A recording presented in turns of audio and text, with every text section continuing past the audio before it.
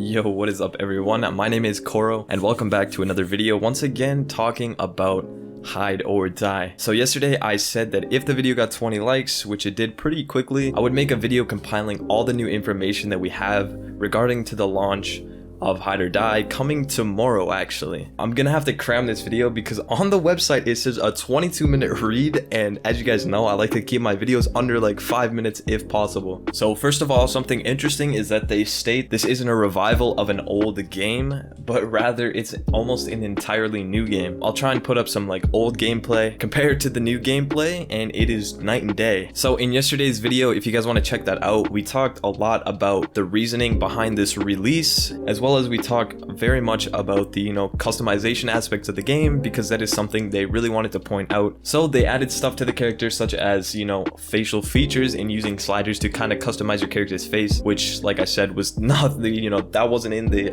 early access version of the game. On top of that, there's multiple body types, skin tones, and textures, which is really interesting as well. They've made facial animations, expression systems, so things like emotes. The characters look way better. They look a lot more realistic, and I mean, it is, like I said, it is night and day, the difference. I'll put the screenshot on that I had yesterday. Some interesting things that they have added are things like calling cards. If you guys have played Call of Duty at all, it is like the little name tag thing that you have next to your name. And from this screen, we can actually see like the progression, and you can see level 13 is the new hunter, another new hunter at level 17, that is like the dude with the sledgehammer or whatever.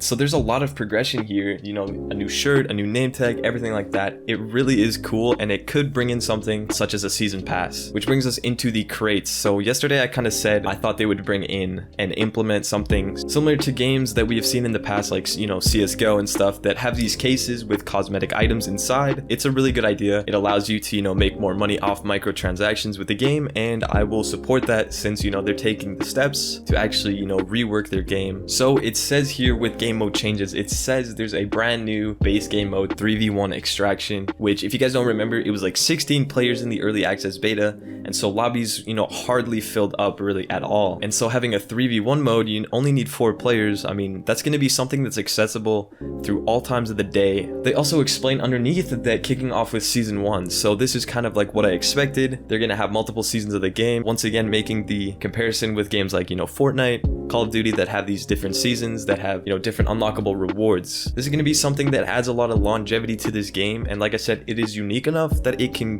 maintain player base, and I'm really looking to sink a lot of time into this game. So having thing like a seasonal reward pass is going to be really good for the game long term. So it's going to be a much more faster paced game, this extraction mode, and they said that towards season 2 they're planning on bringing the last man standing game mode back, which was the original early access game with the 16 players. So that's going to be pretty cool coming up in season 2. There's also 3 new maps that are coming in to the full release of the game tomorrow, and those are Carnival, which we have seen a lot of screenshots here and there. It was in the early access game. We have a map called Overpass, which takes place under this huge massive bridge in like a big city and everything like that. So that's going to be pretty interesting. Then the other one, which I haven't seen yet, is Slaughterhouse. So I'm pretty sure you can actually go inside of the Slaughterhouse. It says, rows of dead animals. So it's going to be like typical Slaughterhouse for animals. It's a much more foggy and tightly packed map, it says. So a lot of like corridors, a lot of hallways, back alleys. One new mechanic of the game that I'm actually really excited for